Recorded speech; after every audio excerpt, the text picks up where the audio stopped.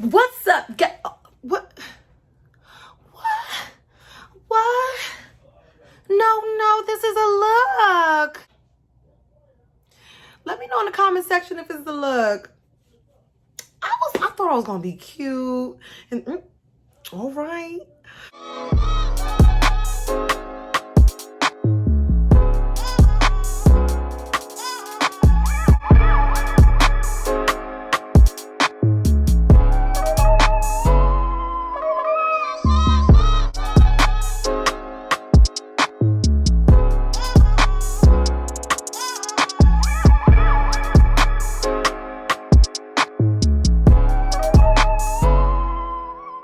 What's up, guys? Welcome back to my channel. Welcome back to all things you, new and true. Welcome back to True Life. How are you? I pray that you're blessed. I pray that you're well. I pray that your edges are greased. Let's get right into it, shall we?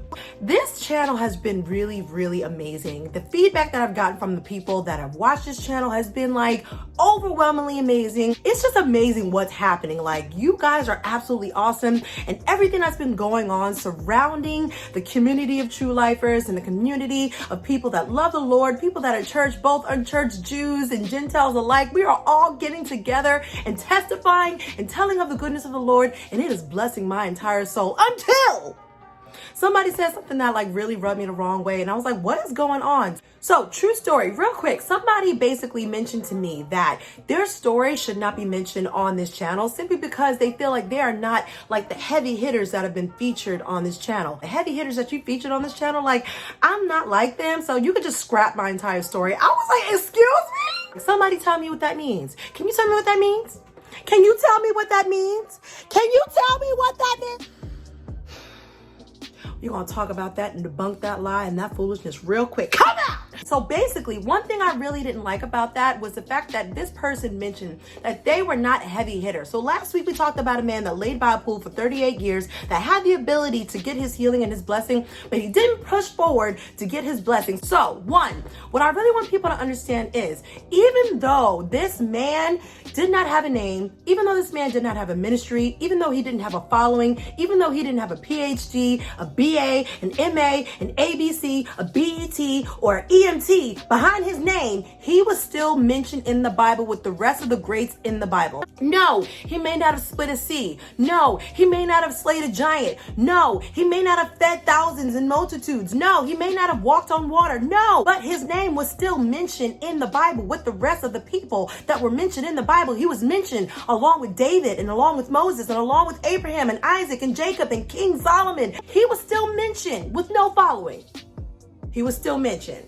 So that means clearly his story matters. Your story matters. Is no story that is more significant or less significant than the other. We are not comparing torment here. We're not comparing traumas here. Your testimony is the thing that will set you free. Know what God has said, know what he said about you in your life, and get to moving. Love you. Point 2, stand up for the smell of your story. Jesus tells this man, hey, get up and walk because you're healed, but take your mat with you. And a lot of the times, what we want to be delivered from, we want to just like leave it right there. Like, I don't want to bring KK and them up in my present. I don't want to bring everything that I was delivered from up in my present because sometimes it was just a little too embarrassing, it was a little too detrimental, it was a little too scary for me to mention in my present. I'm trying to be free, right? You are going to be free, yes. But sometimes God is asking you that the very thing that you are delivered from, no, you're not going to lay in it anymore, but your posture is now going to change and you are going to stand up and carry it in your hand. It is no longer wearing you, you are wearing it. One thing I really think is interesting about this man is, if you really think about sickness and how he was in a community of sickness, when I am sick and I'm laying in bed sick for a long period of time, a smell naturally starts to rise from me. A smell starts to naturally rise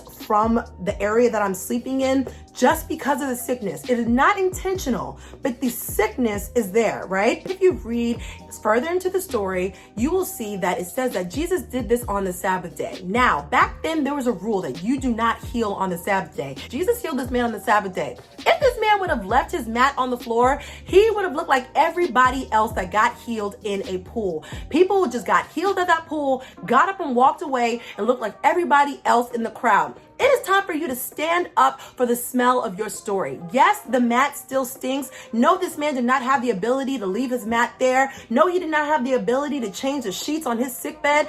Yes, he had to take his sick bag with him. But guess what? God is now saying, hey, take a chance on me so that you can now defy the odds and walk with something that should have taken you out. That very thing that should have killed you. That very thing that should have made you stuck on stupid. The very thing that everybody else was saying, hey, you're about to be another statistic. It's not for you to be embarrassed about. I am calling you out to be different. Whatever your story is, whatever your situation is, embrace that joint so you can be different. Embrace the smell of your story, because that is the thing that is going to set you apart, set you aside, make you special, and launch you out so that you can give God so much glory. Exchange your story for his glory and you will be free. So when it comes to freedom, point 3, the thing about freedom is, what you have to understand is, Jesus didn't mention nothing about healing to this man until he found them in the temple. You want to know how I know? I'm gonna put the scripture right up on the screen.